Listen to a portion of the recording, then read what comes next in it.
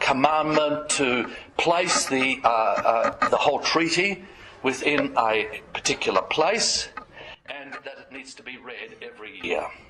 Lastly, there's no list of blessings and curses. However, if you think in terms of a normal big pattern, the book of Deuteronomy comes closest to fitting this pattern.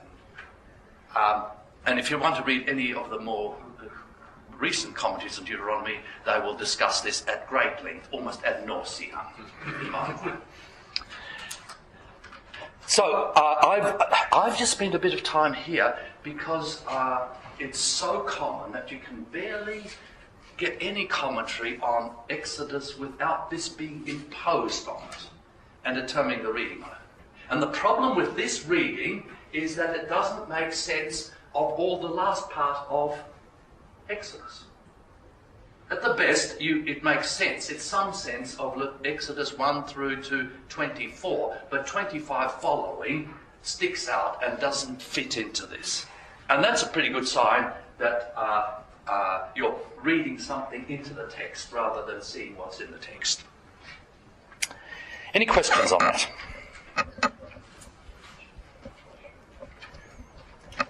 Okay, now let me just illustrate the point of what I'm going to summarise. What kind of a covenant, then, does God make with Israel at Mount Sinai? Now, a covenant is a mutually binding, is a binding agreement, and therefore has legal status. So you can make a verbal agreement, and you can make a binding agreement with certain sanctions. So it's a legally binding agreement. God's covenant with Abraham was a unilateral agreement, one-sided. God bound himself to Abraham.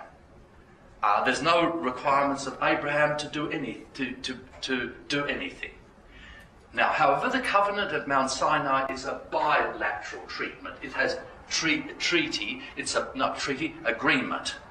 And basically, I would maintain that you have three parties. There's the Lord as the God of Israel and King of Israel. Now, kingship is here, but it's very, very secondary. And then you have Israel. They are already God's people. And God here makes them his holy royal priesthood.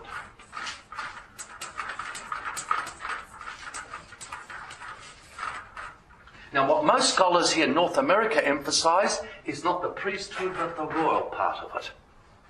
Political understanding is basically in political terms.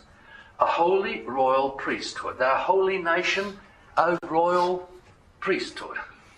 Okay, now, priests, if you're talking in terms of priest, then you've got to have a temple and you've got to have a cult. Okay, so in the divine service, Israel has access to God.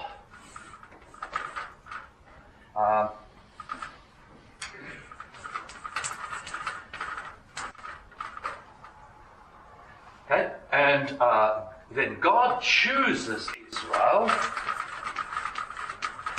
God chooses Israel from the third party, the nations of the world.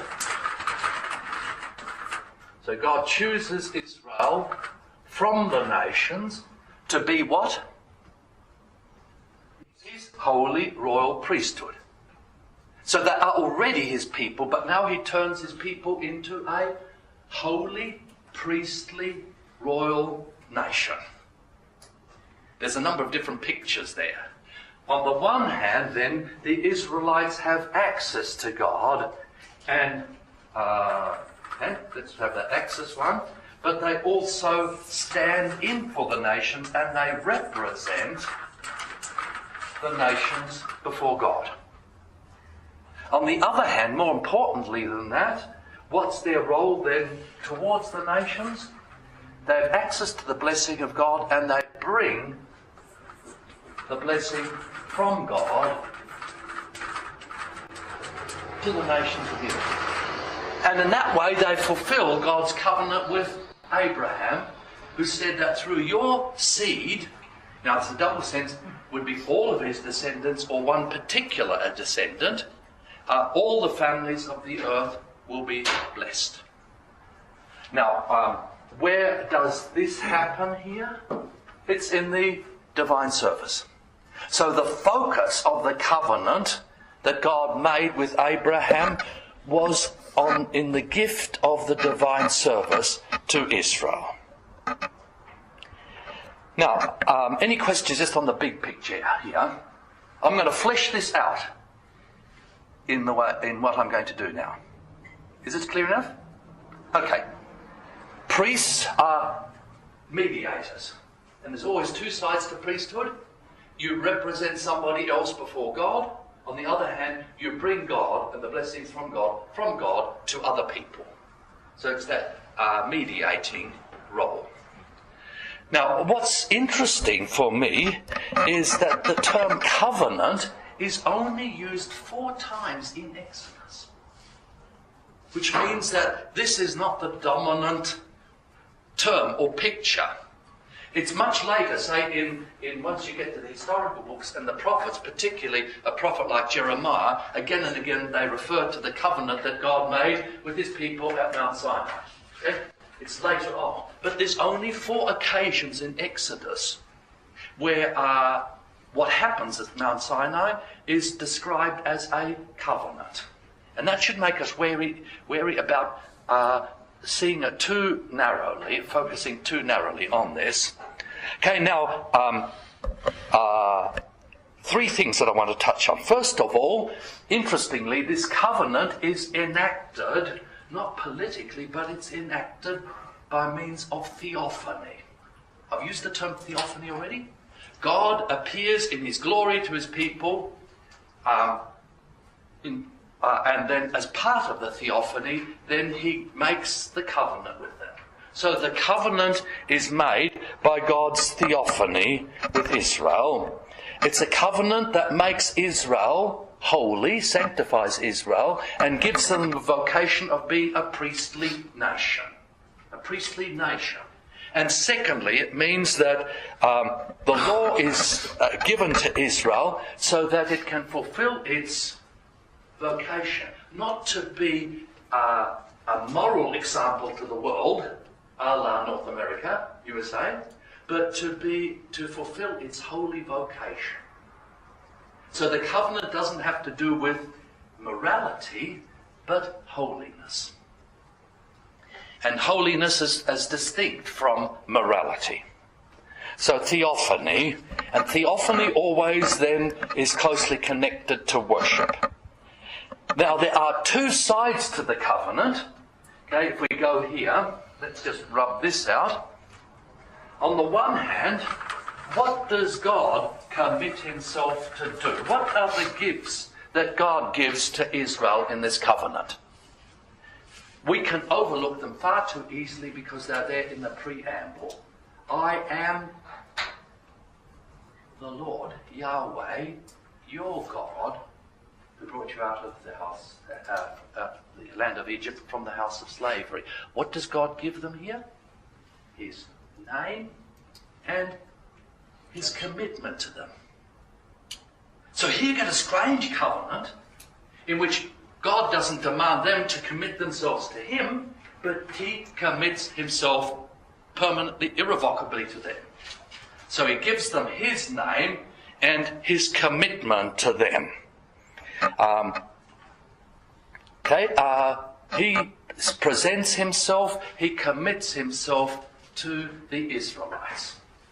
On the other hand then, so we put here name plus commitment. Now, this commitment is going to be fleshed out in great detail in further enactments. On the other hand, what is it that God requires of Israel? The requirements of the covenant, the requirements of a holy God who makes his covenant with Israel to be his holy people is the Decalogue, the 10 words. So the Decalogue is Israel's side of the covenant. Very simple. Now, if you're teaching the 10 Commandments, this is part of the framework that you need to put it into. That's part of God's covenant with his people.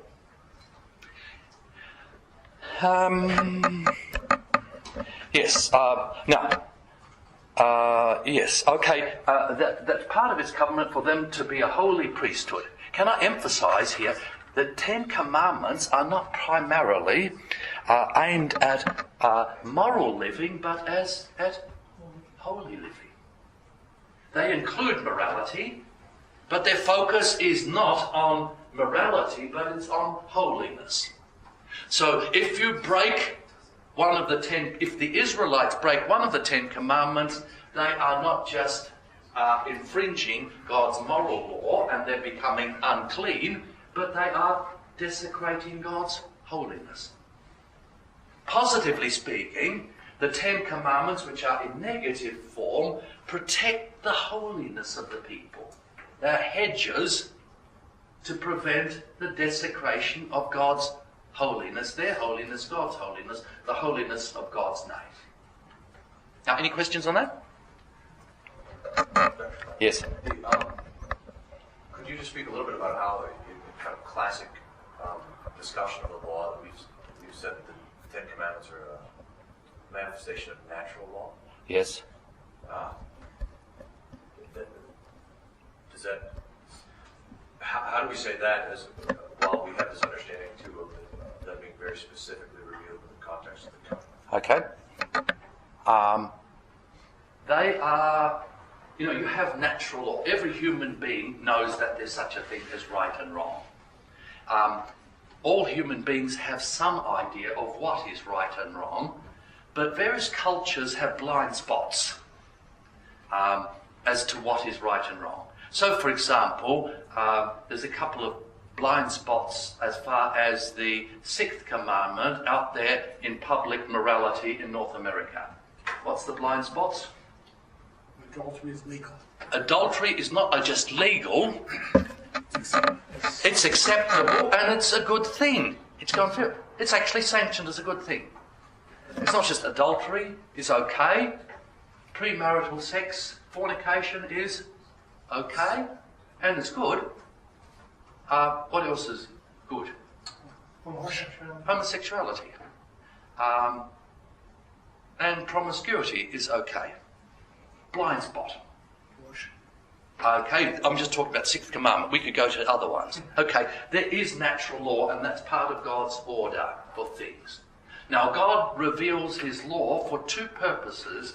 One is to make clear what is in accordance with his will and not his will, not just for morality, but also for worship. You see, the first table of the 10 Commandments doesn't have to do with morality, it has to do with worship. So the 10 Commandments then, what they do is instruct people and correct, if you like, the misrepresentations and misunderstandings and people's tendency to pick and choose their own morality. Okay? But its basic purpose here is not just to teach morality, but it's to teach holiness. And those acts which are either have to do with worship or with living in community that defile you and desecrate your holiness and God's holiness. So you have those three things are very closely related.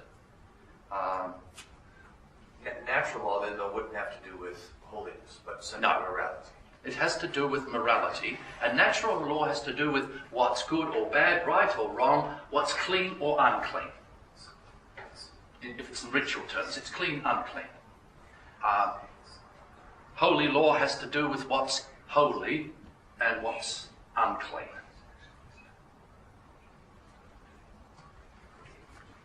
Have I done that? Okay, any other questions before I move on?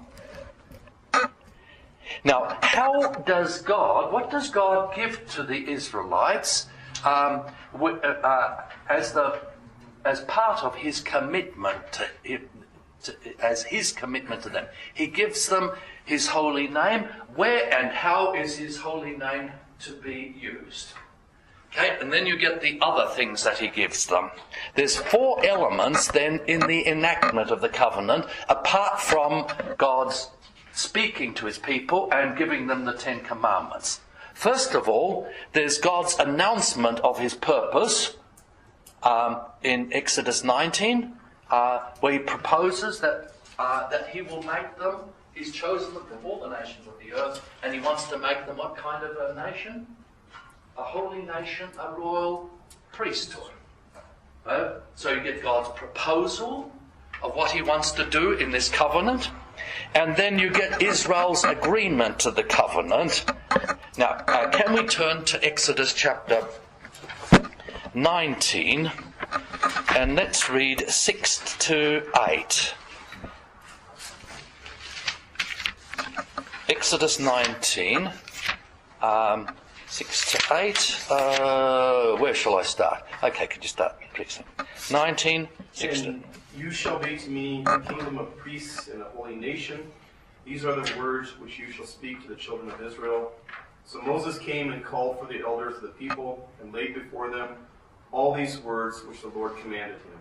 And all the people answered together and said, all that the Lord has spoken we will do. Now notice here, God doesn't impose his covenant on his people against their will. He does it in due order, without violating their. He doesn't abuse them by demanding things of them that they are undertaken from him that they don't realise the implications of. 3 times the people say, all that God has said we will do. And so the people, God gives what he aims to do in the covenant, and then the people give their agreement 3 times. Why 3 times? Nothing's valid unless you have 3 witnesses. In this case, it's not 3 witnesses in terms of 3 people, but 3 acts of commitment, of acceptance. The people commit themselves to God's proposal for them. Okay, that's the first element. God, if you like, proposes what he aims to do with them from here onwards in their history. They are his people. He's going to make them a holy, priestly people. The people say, yes, that's what we want to do. We're happy with that. And then how does God enact the covenant? He gives the Decalogue to them, the law about the altar, and the covenant code, that's 21 to 23, the mishpatim, the ordinances of the covenant. And then he gives them, where am I off my face? Yes, that's it. Which then help to map out what the mission of Israel is as a holy nation. If they are going to live as a holy nation, this is important for them, these 3 things. And then you get the consecration of Israel for holy service in chapter 24, 1 to 11. I won't go to it in detail. That's where Moses splashes them with the blood. God proposes to make them holy. It's in this incident, in this ritual, he actually makes them holy. So by splashing the blood on them, they become a holy nation. And then only after they are sanctified as a holy priestly nation, then logically God gives them the tabernacle and the divine service. And that's the key part there, 25 through to 31. God's great gift to Israel in the covenant is the divine service, so that they can serve him as a priestly people. Okay? 21 to 31. Yes? Yeah, just real quick. The scholars from the 1950s or so, they would then read the sprinkling of blood perhaps as the kind of handshake or the agreement or something. Yes, that's the handshake. It's the sealing of the covenant. And it's so the emphasis on what human beings do. And they'd see all this stuff after chapter 20, basically Israel's response to God's proposal to make them a morally superior nation or a politically superior nation. Yes, they see it as a handshake. Just as Baptists see baptism as not God's commitment to us, but our commitment to God. They don't see the sacramental side of this, what God's doing and giving here. They put the element on human response to God. All throughout the ritual text. All throughout the ritual text. So Yahweh institutes it in order for them to be obedient. Obedient. That's the way they would understand. Yes. So the accent is on obedience, and holiness is moral holiness. So how are you holy? By living moral lives. How are you holy? By obeying God's law. So the emphasis is not on faith and reception, but on obedience.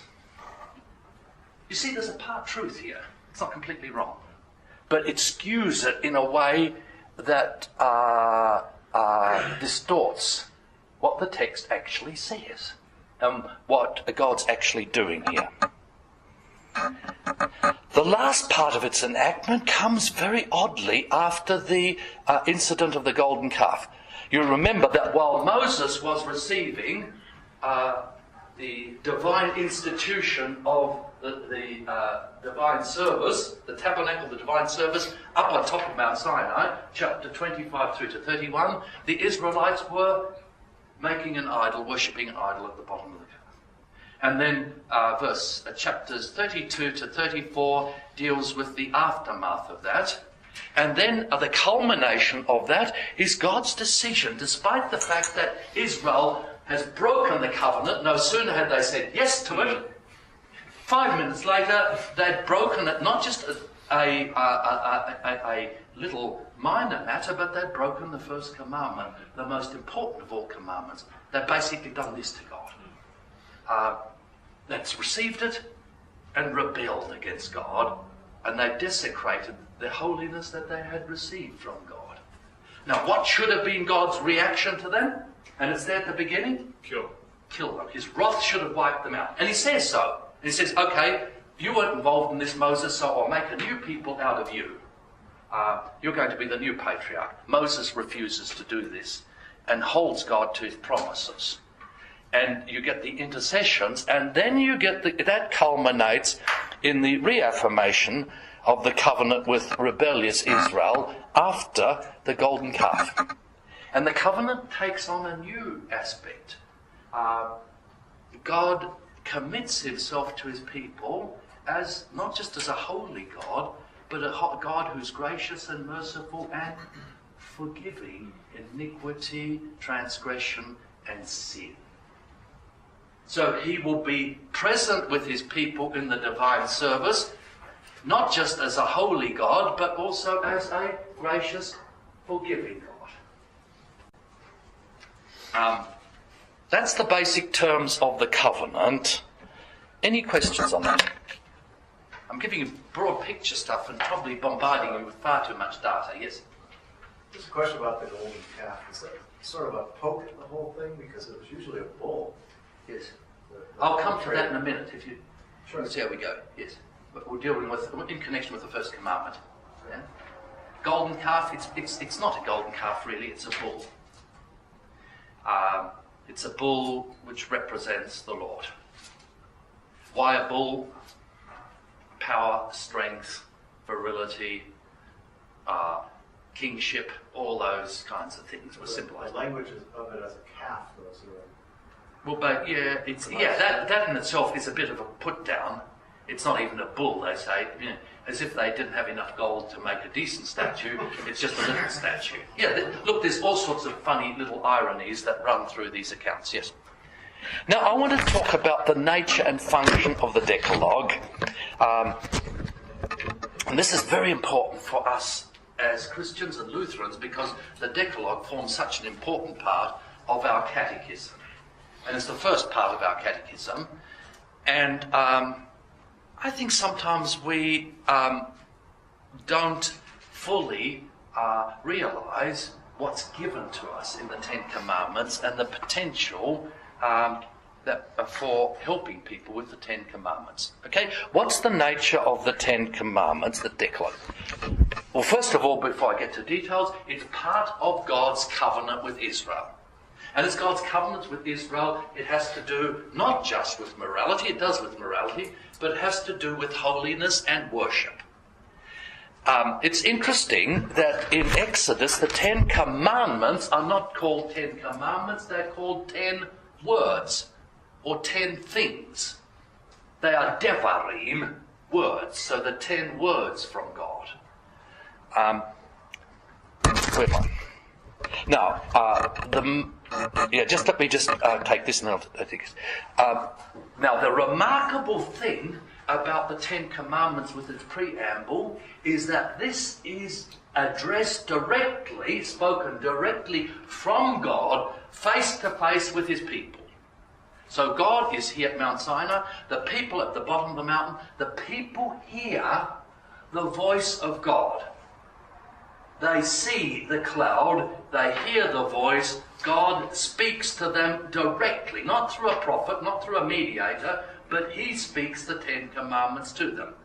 And this is the only occasion in which God speaks to all the people face to face, ear, mouth to ear. Now, since God speaks only this to the people, it means that this has special status. This is the heart of God's revelation to his people, spoken directly to them. And it's relevant, therefore, to Israel at all times and at all places. It is the epitome of God's revelation. Now, what's interesting here is that God doesn't reveal himself by showing his face, but he reveals himself by speaking his word to them. And the word is the Ten Commandments with the preamble. Yes, Brian, you had your hand up. I've always thought that there had to be some connection between the 10 plagues and the 10 Commandments. These two big, huge 10 things in Exodus, but I've never been able to see any connection between them. Yes, I can't see any connection either. It'd be nice if there were. I'm sure somebody has explored that. There's practically nothing that people haven't tried to explore. There's no obvious connection, except that they both have to do ultimately with worship. And are not moral, but liturgical, theological.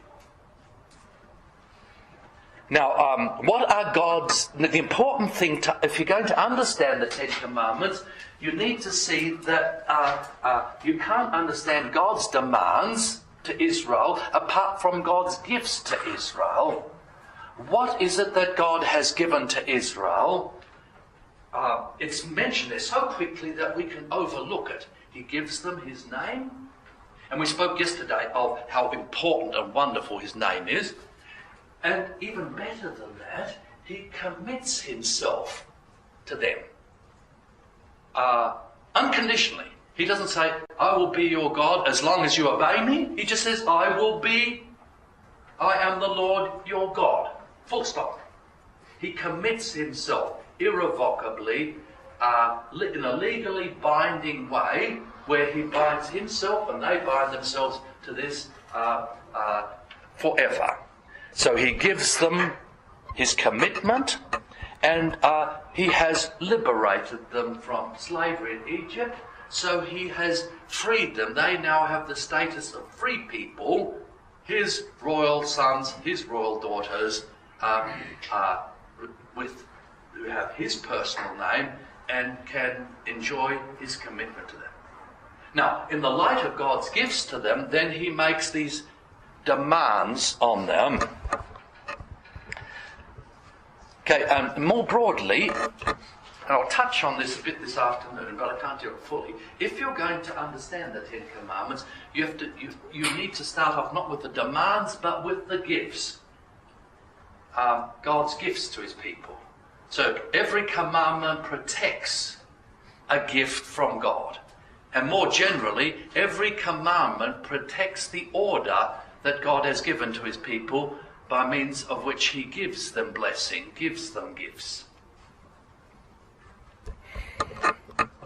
Now, two final things before we go to lunch. What's very important, and particularly Jewish tradition lays great emphasis on this, is that the 10 Commandments were promulgated in the Lord's name. He starts off, I am the Lord your God. And so if they break the commandments, this is not just breaking some moral law. It's not just transgressing the legislation of a king, but they are transgressing against God's holiness. They are desecrating God's holiness.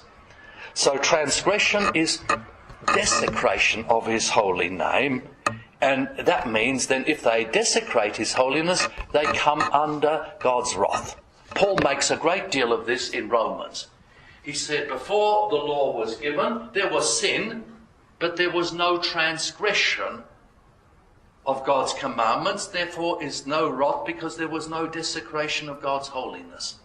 But from here on, the breaking of the 10 Commandments involved desecration and the experience of wrath. Positively speaking, if you observe the 10 Commandments, you don't just live a moral life according to God's will, but you sanctify God's holy name. You keep his name holy. You respect God's holiness, the holiness that's made available to you by his most holy name that he gives to you. Lastly, notice the close connection between the Decalogue and worship. The 10 Commandments were given, if you like, in a worship context, theophany at Mount Sinai. And those theophanies of God were repeated in the temple worship. And you can see that in the Psalms. God comes to his people and he says in worship, I am the Lord your God, and he holds them to the 10 Commandments. Secondly, most interestingly, the 10 Commandments were used by the priests to scrutinize people before they came into the temple. They were used in what scholars call entrance liturgies. I don't know if you're familiar with this. Let's just take basically the arrangement of the temple, the time for the temple. Okay, here's the main entrance. This is the court of the women. This is the inner court, the sanctuary. This is a clean place. This is a holy place. Now, before somebody can come from here to here, they need to be in a state of ritual purity. Because if they come into the holy place here unclean, they defile and desecrate God's holiness. So it was the task of the priests to scrutinize the people as they came to bow before the altar. You'll find this in Jeremiah chapter 7. Jeremiah's famous temple sermon is all about this. They come here, and how do the priests scrutinize the people to make sure they are ritually clean and to discover whether they need to perform rites which cleanse them, which purify them? The priests take them through the 10 Commandments. So the 10 Commandments were used in the Old Testament already as preparation for worship and preparation for participation in the holy meal. Does that sound familiar? That's where we get our tradition of using the 10 Commandments for self-examination before we come to Holy Communion. Why do we do it? So that we don't desecrate the most holy body and blood of Jesus. Okay? Now notice so the 10 Commandments used to scrutinize people coming, participating in worship. Thirdly, the 10 Commandments were, interestingly, I would have expected the 10 Commandments to be posted here on tablets at the entrance, or here. But where were they placed? In the ark. In the Holy of Holies. You see, that's a bit odd, unexpected. They're placed in the ark. Okay, the ark, and then what's on top of the ark? Jesus' seat. the mercy seat and the cherubim. So you get an empty throne. The cherubim form the back and the sides of the throne. The mercy seat is the seat of the throne. But then you have in the throne, you have the 10 Commandments together with the manna. I won't be talking about that. But what's the significance of the...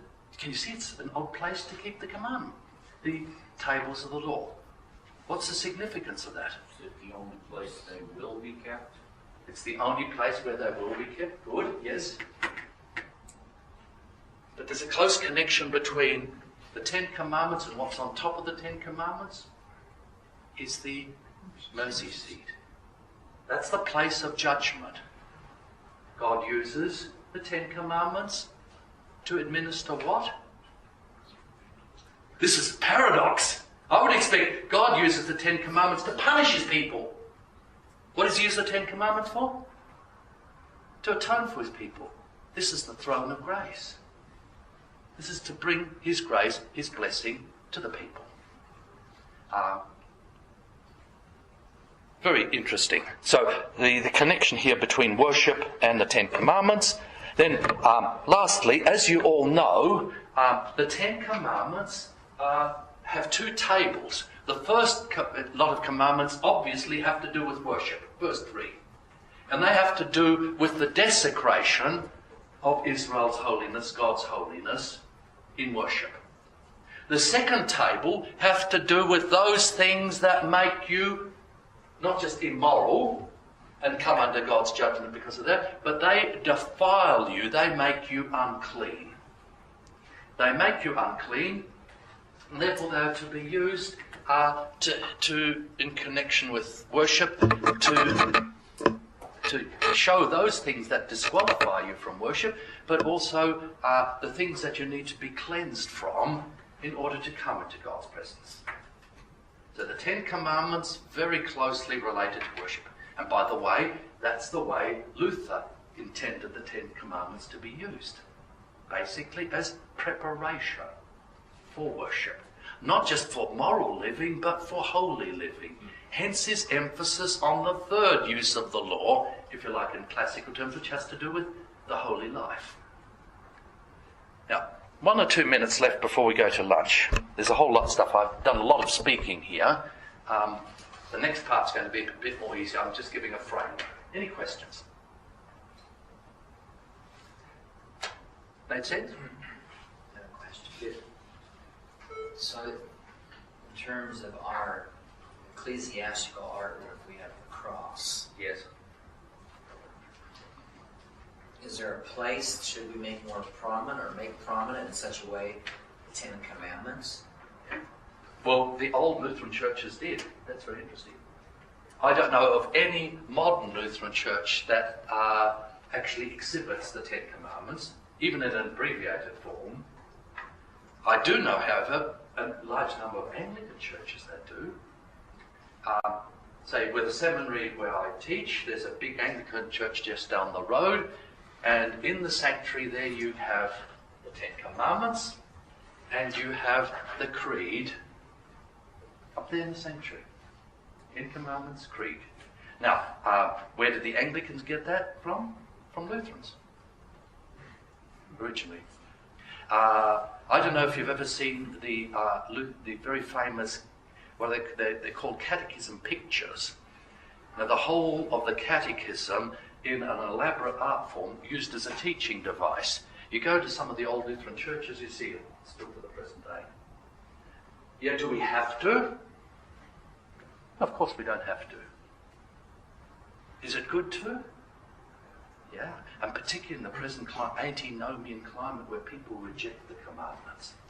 And what's the symbolism if you place the 10 Commandments in the sanctuary? It means it doesn't have to do just with moral living, but it has to do with worship. It has to do with holiness. Now, don't misread me. You don't become holy by keeping the 10 Commandments. That's what the Reformation is all about. Basically, late medieval theology, you keep the 10 Commandments in order to become holy. Why do we keep the Ten Commandments? Because we are holy, to make sure that we are not defiled, and therefore that we don't desecrate our holiness and God's holiness. And to make sure that when we come to Holy Communion, we won't come under God's judgment, but we will come and receive blessing from the reception of Christ's body and blood.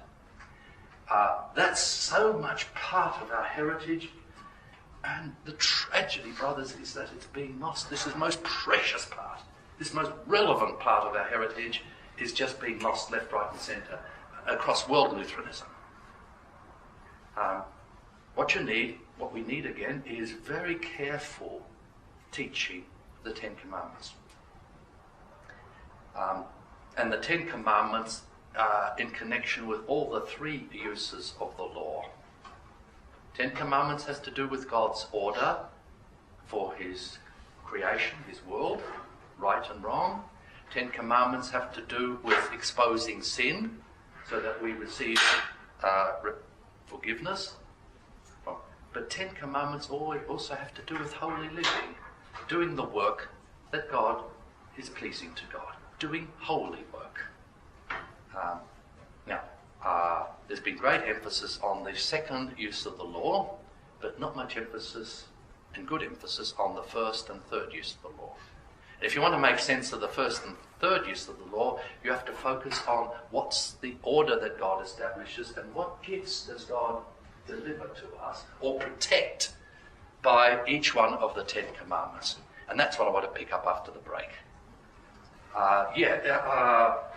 I think it would be very hard to persuade most worship committees, if you're renovating a church, to put up the Ten Commandments in a way that's not sort of hidden away that nobody sees it in some prominent position. It would be interesting, and I've never been able to do it, just how the Ten Commandments were located in Lutheran churches after the Reformation, but also in other Protestant churches, particularly the churches we're close to. The Anglican tradition liturgically is quite close to ours, at least classically speaking. Yeah. Yeah, I was just going to say, a lot of times now they don't have the Ten Commandments, but they will put Moses there. Yes. As a representative of all of that, but it's still just a representative, not of the actuality. Yes. Almost all the old Lutheran pulpits had Moses as one. In the pulpit, you'd have Moses and then the apostles. Symbolically, so you'd have the four apostles, however, at the lectern, and then sometimes you had a figure of Christ, crucifix, but then at the bottom of the pulpit you'd have Moses. So the gospel rests on the law. It's not the same as the law, but you can't understand that the gospel doesn't work unless the law is doing its work in preaching. Yeah, let's break. Yeah, did you want to say?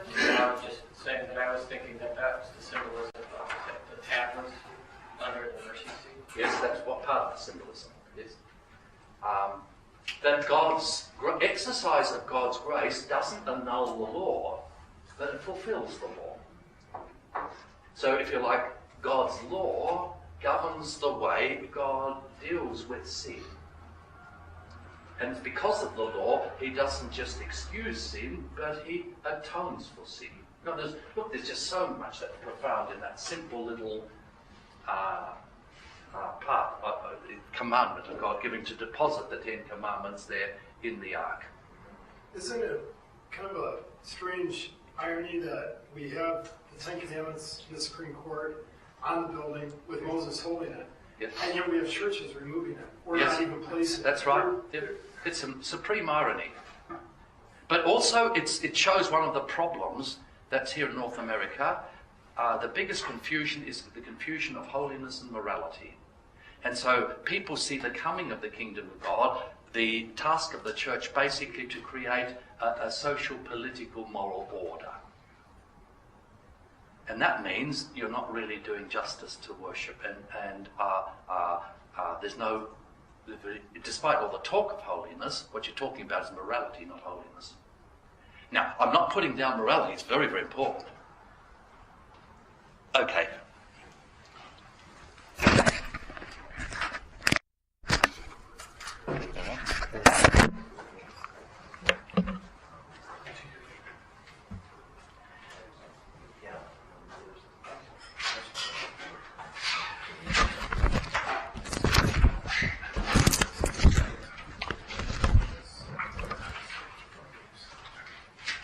I want to take you through the first 3 commandments of the Decalogue. They are probably the most difficult for us modern people to grab hold of. If we had time, it'd be interesting to go through all of the 10 commandments. Just to give you an offer, if you're interested in taking up, I was speaking at Doxology at Belleville. One of the topics that I spoke on was preaching the 10 commandments positively.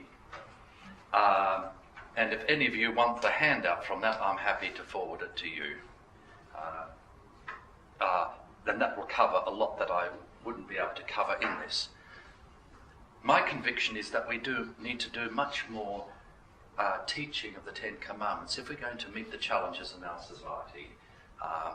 And also if we're going to be able to help people to hear the gospel the way it's meant to be heard. The problem with that's happening in the West is that people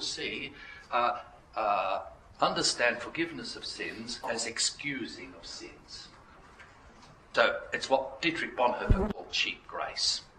And if there's a generic theology, which is sort of generic civil or Protestant theology, it's the theology of acceptance. God accepts everybody as they are. And then the ethics is we must accept everybody as they are. And that's about the extent of the story. And added to that is the theology of inclusivity.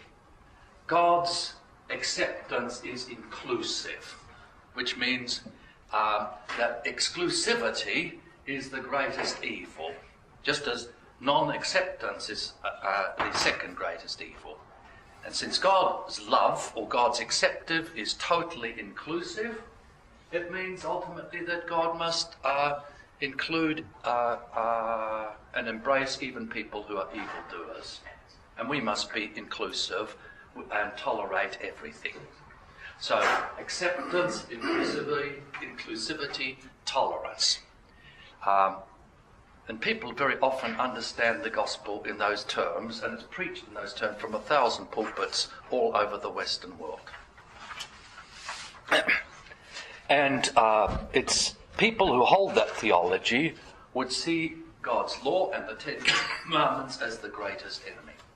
On the other hand, I remind you the story that I told you, I think I told you, about the reaction of my confirmation class. What was good news? 10 Commandments. The problem is that we are holding theology which is basically about 30 or 40 years old. Most of us are baby boomers and older, and we're wondering why young people are drifting away from the church, because they're basically finding that wishy-washy theology of no help for them whatsoever. That theology of acceptance, toleration, inclusivity. Now, the first commandment. Okay, I want to focus on the gifts that God gives us in each of the commandments, and then have a look at what the Old Testament teaches about them. The first commandment, and I've already touched on this, God says, there will not be for you any other gods, al panai, against my face, in my face. We have a lovely expression in Australia, I think if you do something be in my face. Okay? And that's the idea of really being provocative, up your nose, in your face. Okay, that's basically this. God will not tolerate any other god, and that in practical terms is any idol in his face, in his presence. So, panim. Secondly, obviously the second commandment has to do with the gift of God's most holy name. The third commandment has to do with observing the day of Shabbat.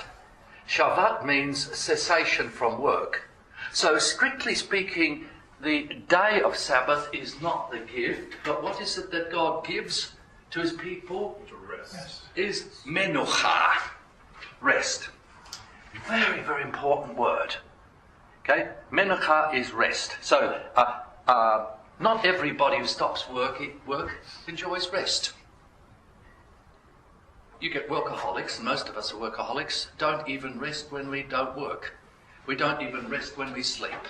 There's a difference between Shabbat, which is not working, and Menucha, which is the purpose of the Sabbath. God grants his people the gift of rest. Now, the first commandment is very simple, but if you can open the more extended version, let's go to Exodus chapter, and keep it open there because I want to look at the first part of the Ten Commandments. Exodus chapter 20. We'll just have a look at the first commandment from verse 3 through to verse 6. And could anybody please read it? 3 to 6? Okay, yes, Tom. You shall have no other gods before me. You shall not make for yourself a carved image, any likeness of anything that is in heaven above, or that is in the earth beneath, or that is in the water under the earth. You shall not bow down to them nor serve them, for I, the Lord your God, am a jealous God, visiting the iniquity of the fathers upon the children to the third and fourth generations of those who hate me, by showing mercy to thousands, to those who love me and keep my commandments. That, by the way, is an excellent translation. Yeah. Just note one thing. You shall have no other gods before me. Notice the plural there. And then you go to the singular. You shall not make for yourself an idol. Okay, and then go to verse 5. You shall not bow down. Prostrate yourself actually is. You shall not prostrate yourself to them. What's the nearest antecedent to them? Other gods. So notice here that this belongs to the first commandment, and if you separate it, you see the connection. You lose that connection. Yes, Bob? Something that seems to stick out here is the idols, heaven above, earth, and the underworld. Yes. So that you were talking about on Monday with in connection with Pharaoh. Yes. Yes. The three realms of the three. The three tiers of God. Yeah. Gods. Yes. This is. And you'll find references to this in pagan literature. Now, the three classes of deities. Yeah, that's obvious. Yes? Sorry for being late, but one of the two motorcycles upstairs has a headlight on. The headlight is on Who's- for one of the motorcycles upstairs. You're going to get yourself a flat battery by this. Thanks. Look. Thank you for that. Okay, now, take note, first of all, that the commandment, the first part of the commandment, is both a statement of fact and a demand. There will not be for you any other God over against my face. And just let's think that through. So, for God's people, idolatry, apostasy is an impossibility. Because they can't get rid of God. There will not be for you. So it's a statement of fact. Before it is a demand. Now, in what way are there not to be any other gods than him? That's the question then before me. The important thing here is the word panim, and what lies behind it is that whole complex discussion in Exodus on the face of God. Okay, the face of God is the presence of God. It's closely connected to the glory of God. So I've emphasized that the place where people see the face of God or interact with the face of God is the altar. But you need to connect it with the glory cloud. You need to connect it with the Holy of Holies as well as the altar. So all that discussion about glory has to do with God's panim, God's face. Or more generally, for what purpose was the tabernacle constructed? So that God's glory could be there, and so that people could come into the face of God. Okay? That whole complex belongs to this. Now notice that the first commandment doesn't teach theoretical monotheism. It doesn't say, there is no other God, and proving the non-existence of other gods. The demand is not for philosophical or theoretical monotheism, but the exclusive worship of one God and the exclusion of all other gods, in inverted commas, from his presence. Take note here that there's not the denial of other gods, but the exclusion of worship of other gods. Now, I put it in inverted commas, and this is very helpful. It's not so important for you guys here in the US, but if you were a missionary in the third part of the world, this is very important. Because if you came there and tried to prove them that there was no God but the Lord, do you know what your average Hindu would say? Look around. Just look around. Yeah. And they'd say, but that's only an empty idol. It's an empty shell. There's no such thing as Vishnu or all the other gods. What would their reaction be? No. If you say, okay, they are nothing, they're nothings, they don't exist, they say, we know they exist. Why? Because we've experienced their power. And there is real power in idolatry. There's spiritual power in idolatry. And it is tangible in some ways. I challenge some of you, if ever you get to the places with the great shrines, you can sense the power. The problem is, it's evil power. It's evil power. Or it's disguised power. It looks good, but the question is, what kind of power? There's something real here. You're dealing with realities. And you won't be able to minister to people or bring the gospel to these people unless you see that there are real powers at work here. Can I just use the word powers rather than gods? So the first commandment doesn't promulgate theoretical monotheism, but it's the demand to Israel of the worship of one God and the exclusion of all other gods from the divine service. Okay. Now, it's interesting how the definition of no other gods slips very quickly to not making any idol. You shall not make for yourself an idol in the form of anything in heaven above or the earth below or the waters under the earth.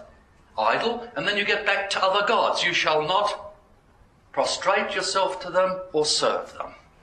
Now, what is significant about an idol? I find that most Christians in Australia caricature idols. Now, what is the common caricature of idols? They say, look, these stupid people, they say that statue is what? A god. A god. That's what people know. I find again and again, every year I teach a group of students, I say, tell me what an idol is. They say, well, idolatry is when people believe that a material thing, like an idol, is God. Okay, now, no sensible idol worshipper believes that. And it's quite obvious. You go to Hindu and say, okay, what happens when you destroy the idol of Vishnu, say? Are you destroying Vishnu? No. The idol is not a god.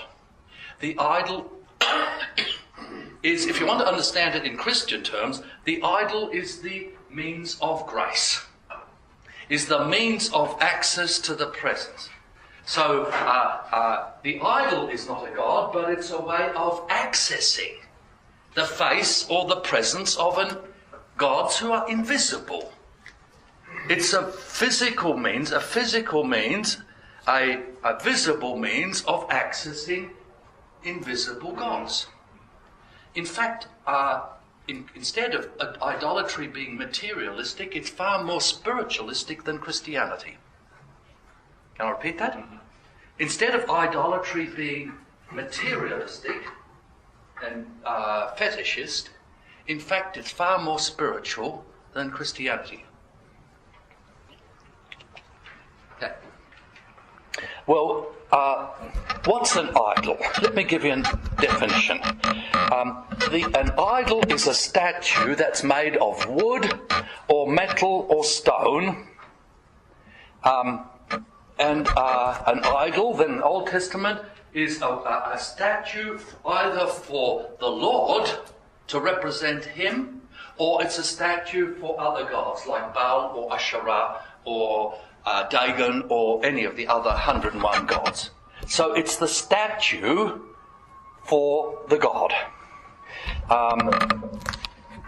So, for example, the so-called golden calf was very, very cunning. It wasn't, when the Israelites make the golden calf, they don't intend it to be a statue for another god, but they want it to be a statue for the Lord, Yahweh. And it's very culturally relevant, because the bull was the picture, the icon, the representation of the commonest god down in that area, which is Baal. So it's very inclusive in its way.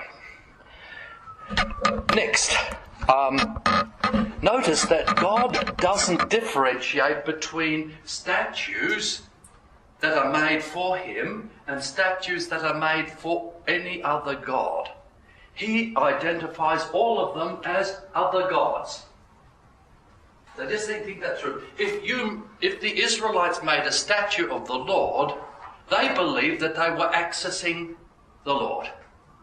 But God says they're not accessing me, they are accessing some other God, some other power, in heaven, on earth, or under the earth. The idol is the face in pagan theology. The idol is the face of a god. It's a means of access to the god. Now, what's special about the idol? You see it in several places in the Old Testament. When I use the term pagan, not in the negative sense, but just the generic sense. When a Hindu person makes an idol, there are two important stages in the manufacture of an idol. First of all, you make the statue. Okay, now it goes to an idol workshop. The statue's finished. Is it an idol? No. It's just a statue. How does an idol become how does a statue become an idol? It's not by worship, but it needs to be consecrated. It needs to be consecrated. And the rite of consecrating an idol is the means by which the spirit of that god takes residence within the statue. You got it? So it's the spirit comes in, and the material thing becomes a means of the spirit of that God, the power of that God.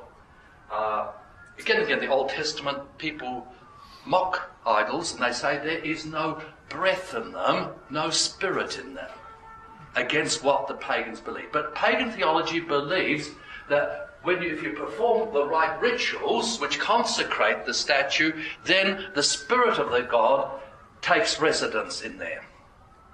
And so you find lots of ritual texts in the Middle East which are rites for the consecration of an idol. Some years ago, I actually saw on television the consecration of the statue of Buddha in one of the local temples in Adelaide. And it's interesting how basically you have the same ceremony being enacted there as is described in texts that are about 2,000 or 3,000 years old. The technical term is the opening ceremony, because they use some stuff like, let's say, some anointing oil. They put it on the eyes of the statue in order to do what? To open the eyes of the statue, so that by means of the eyes of the statue, the god will be able to see you. Then you open the ears of the statue so that the God will be able to use the statue to hear you. Then you have the opening of the mouth. For what purpose? Speaking. Well, first of all, take in the food that you offer to it, and then speak. And then you have the consecration of the hands to be able to help you. That's less common, but it basically focuses around the face. So the term for consecrating idols is the opening of the ears and eyes and mouth of the face of the statue. Now, what happens then in pagan theology if the statue is destroyed?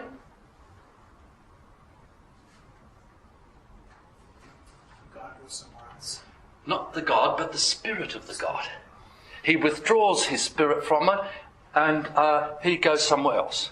And it also helps to explain why the same God can be accessed in many different statues in many different places. Because his spirit could be in all those places.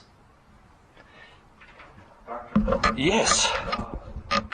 Why, as throughout human history, there been seen in idols access to gods? Is it some bastardization of right worship? There's two ways of seeing it. You can see it negatively and positively. You can see it positively as a longing of human beings to put a human face to things. Right? A God who's interested in us, engaged with us. The problem is that very often you experience the world in terms of supernatural powers, like magic powers and forces that work in the world that are impersonal and not interested in you. That's horrible. If the world's just impersonal forces, it becomes impossible to live in. But if those supernatural forces have a human face, or have a face to it, or even an animal face to it, then you can interact with it and you can get benefits from it. That's one positive way. You can see positively also as a longing for the incarnation. That's deeply ingrained in all human beings. We're made in the image of God, whether we know it or not. Even if that image is marred and perverted, still we're made in the image of God.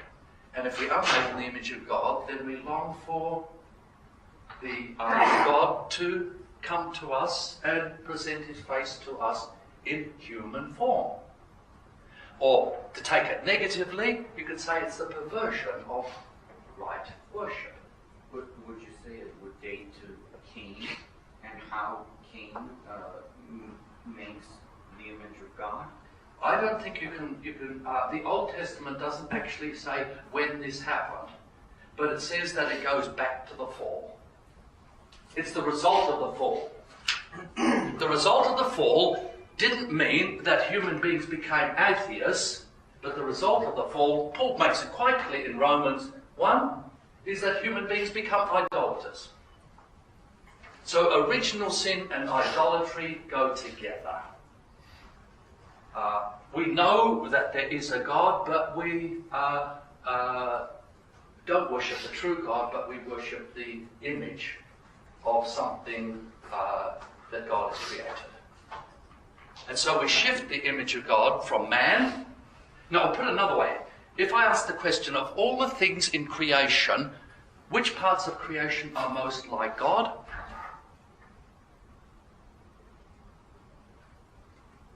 Beautiful parts. No. That's paganism. Human beings. Human beings are made in the image of God. Therefore, of all the things in the creation, human beings are most like God.